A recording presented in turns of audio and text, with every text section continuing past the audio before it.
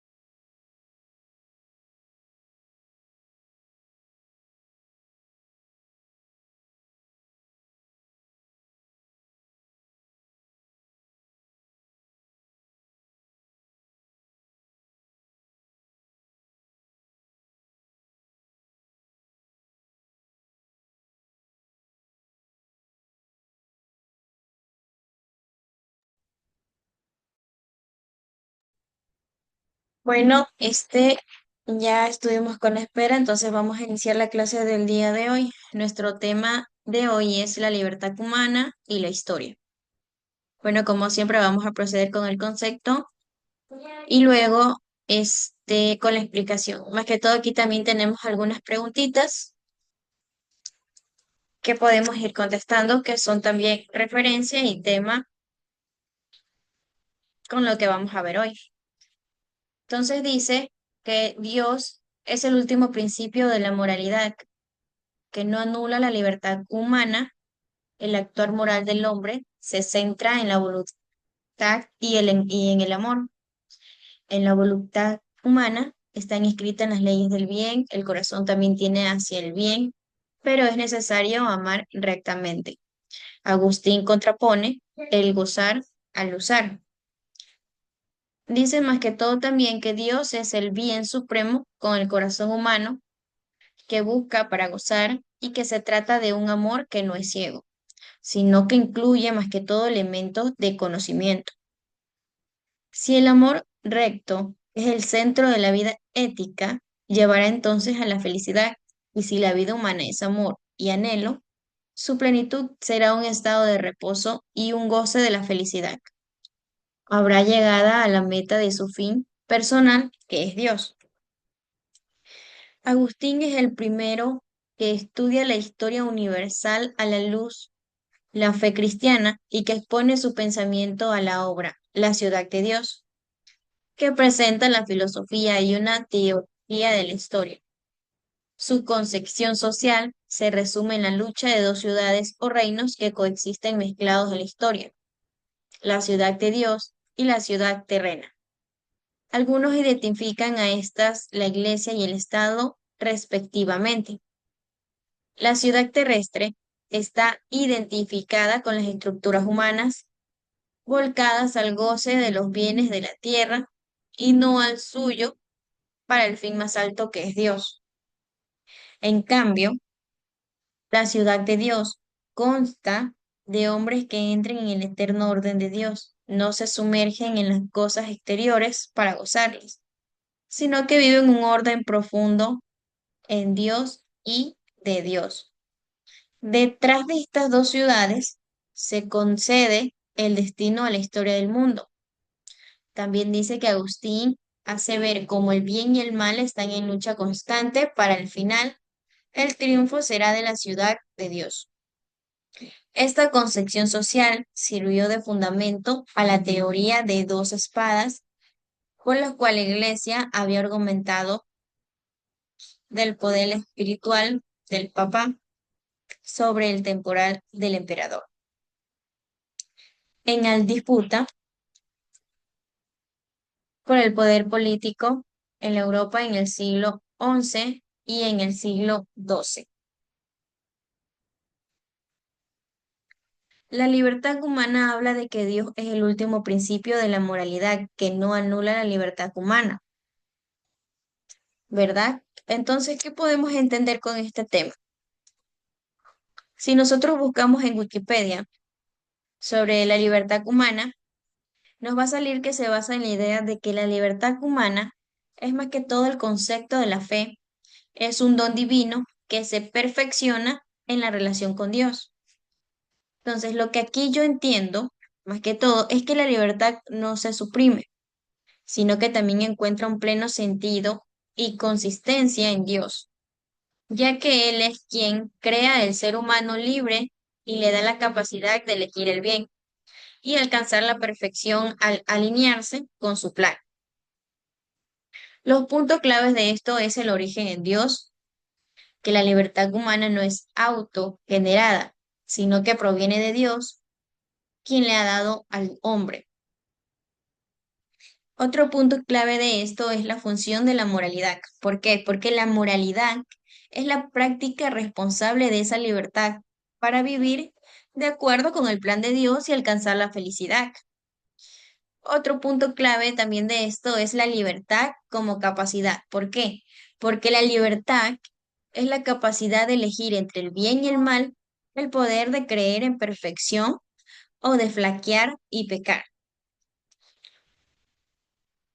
Otro punto clave es la perfección en Dios, porque la libertad alcanza su máxima plenitud cuando se origina hacia Dios.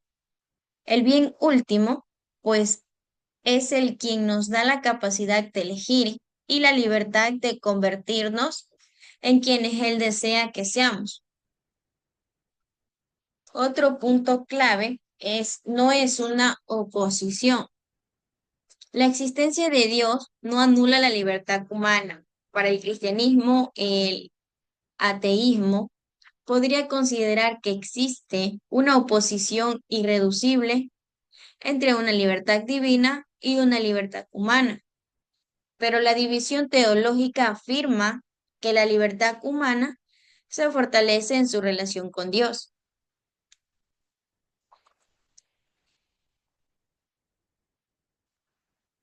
Con respecto a lo que leímos más abajo sobre la historia, Agustín es el primero que estudia la historia universal en la luz de la fe cristiana. ¿Qué podemos entender con este concepto que también habíamos leído? Como les había comentado, si nosotros buscamos en Wikipedia, obviamente nos va a salir que es correcto y que Hipona fue el primero en estudiar la historia universal bajo la perspectiva de la fe cristiana. ¿Qué entendemos con este contexto? Que al momento de que fue desarrollando su pensamiento en la monumental obra, La ciudad de Dios, en ella presenta una filosofía y teología de la historia, organizándola y comprendiéndola como una narración que fue dirigida por el plan de Dios. En esto también tenemos unos conceptos de lo que se enlaza el tema. Sería la unión de razón y fe,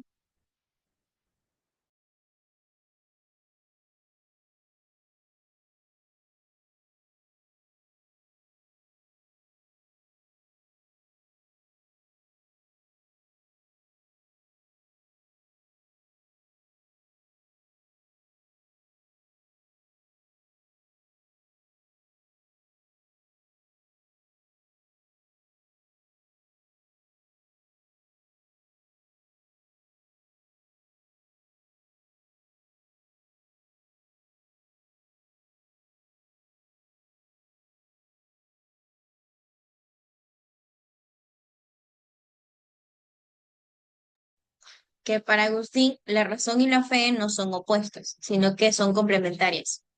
La fe proporciona el marco y la comprensión, mientras que la razón ayuda a profundizar en los misterios divinos.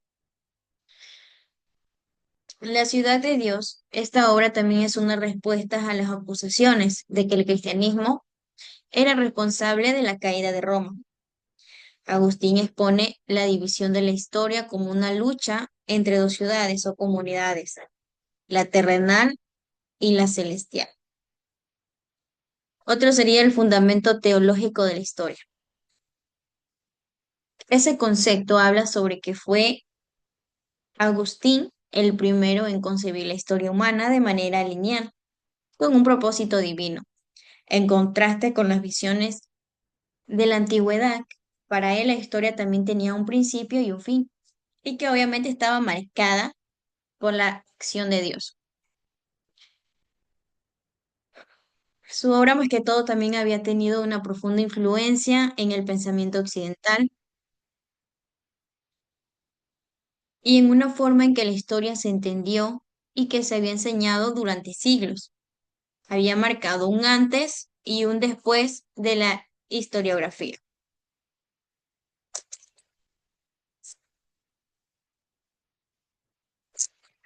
Ahora, ¿qué es la historia según San Agustín? La interpretación de la historia de San Agustín es metafísica, porque la concibe como el encuentro del ser hombre contingente y el ser necesario, cuya plenitud colma los vacíos del ser del hombre.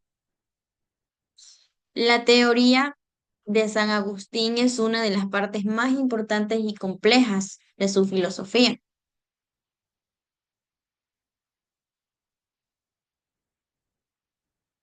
Según esa teoría, el alma humana es una sustancia que es propiamente espiritual e inmoral, también superior a las demás criaturas, excepto los ángeles.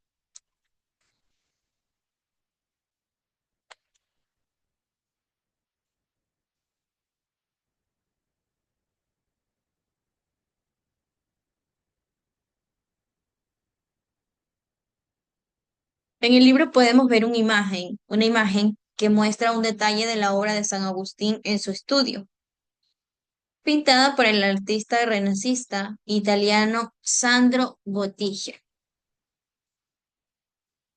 La obra completa es un fresco que data alrededor de 1480 y se encuentra en la iglesia en Florencia, Italia.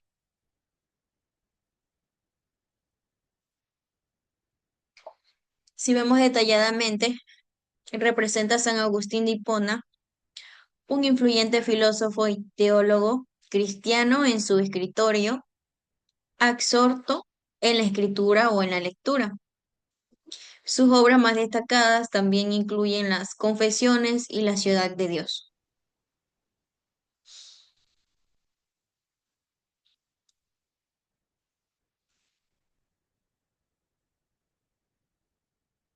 En la parte de abajo podemos ver unas preguntas que vamos a ir respondiendo. Dice, investiga el concepto de teología.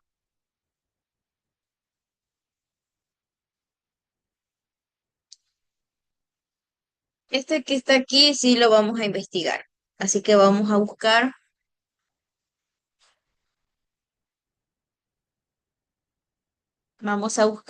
dice, investiga el concepto de teología.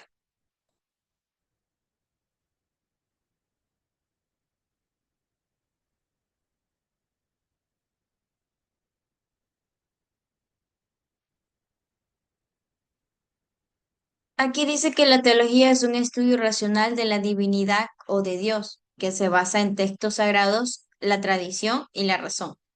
Se define como discurso sobre Dios y busca comprender la naturaleza, el propósito y el significado de lo divino en el mundo y en la vida humana. Sus temas incluyen a Dios, la creación, la humanidad y la salvación. También dice los conceptos claves que etimología, la palabra proviene del griego teos, Dios, y logos, discurso o estudio, lo que se traduce literalmente como discurso sobre Dios. Las fuentes de estudio que se apoya principalmente en las escrituras sagradas, como la Biblia en el cristianismo, la tradición religiosa y el análisis racional. Su objetivo busca dar sentido a las grandes preguntas de la vida, como el propósito de la existencia, el destino humano y la naturaleza de la realidad. Otro concepto clave sería que sirve para comprender la fe, articular las creencias y orientar la vida espiritual, tanto individual como comunitaria. Aquí también habla sobre las ramas y las tradiciones, que la teología puede explicarla a diferentes religiones como el cristianismo, el judaísmo y el islam, cada una con sus propias tradiciones teológicas. A ver, para nosotros también poder entender esta teología, como dice aquí, es el estudio racional de la divinidad o de Dios, que se basa en textos sagrados, la tradición y la razón. Lo que yo entiendo, obviamente, que es un estudio sistemático de Dios y lo divino, basado en textos sagrados, la tradición y la fe. Más que todo con objeto de comprender mejor las creencias religiosas. Un ejemplo de esto es que la teología moral católica, que examina acciones como el asesinato o el engaño a través de los principios de la libertad, la verdad y la conciencia, guiándose por la ley natural y la ley divina. Un ejemplo teológico también es que la teoría moral católica aborda las cuestiones éticas sobre la perspectiva de la fe, buscando Discernir lo bueno y lo contrario según la voluntad de Dios.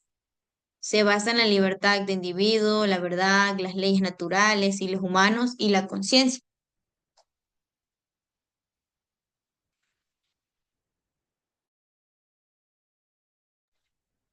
Analiza el comportamiento humano como la mentira, la violencia o el robo a través de estos principios. Determina si una acción es moralmente correcta o incorrecta y ofrece pautas para vivir una vida en conformidad con los valores de su fe.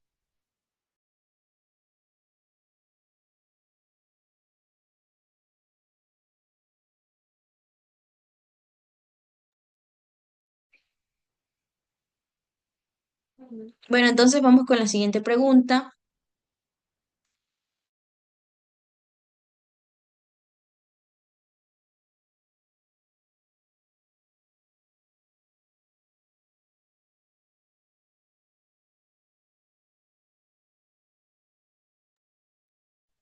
Dice, ¿qué relación existe entre la teología y la filosofía patrística? ¿Qué relación creen que existe entre la teología y la filosofía patrística? Este, la teología y la filosofía patrística están intrínsecamente ligadas. ¿Por qué? Porque la filosofía patrística es el uso de la filosofía para explicar, desarrollar y defender más que todo la teoría y la teología cristiana. Los pensadores patrísticos, los padres de la Iglesia, aplicaron herramientas filosóficas griegas, especialmente el platonismo y el estoicismo, o las doctrinas más que todo cristianas, para hacerlas comprender,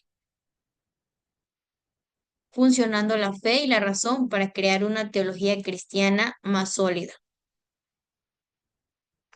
¿Qué hicieron? Pues los padres de la iglesia usaron la filosofía como un marco para defender y articular las verdades de la fe cristiana. La filosofía patrística se encargó de explicar conceptos teológicos complejos como la Trinidad, la naturaleza de Cristo y la creación, utilizando el razonamiento lógico y la metafísica para construir el sistema de pensamiento cristiano. Esa relación más que todo presenta un intento de integrar la sabiduría de la razón filosófica con la revelación divina, creando un sistema teológico que no solo era espiritual, sino también intelectualmente coherente.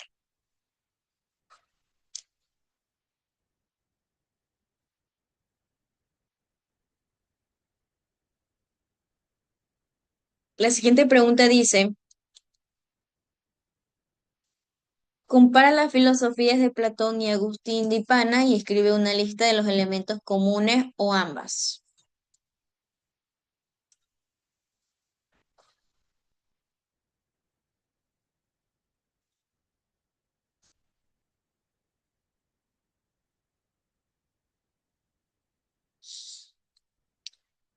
Lo que yo tengo entendido de esto es que Platón y Agustín de Hipona comparten una metafísica de dos mundos, el sensible y el inteligible, y crean en la importancia de la razón para alcanzar la verdad.